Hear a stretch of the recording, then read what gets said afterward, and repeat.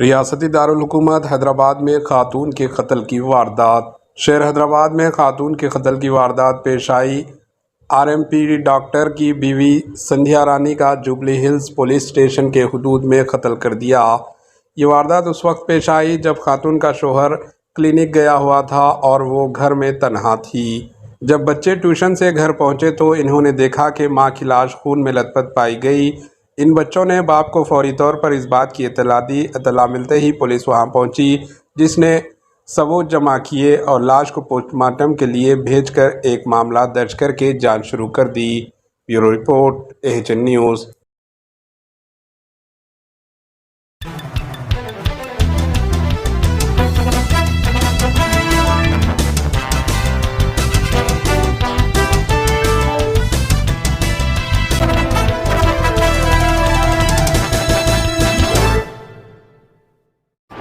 AHN news को like करें, share करें और सब्सक्राइब करना ना भूलें।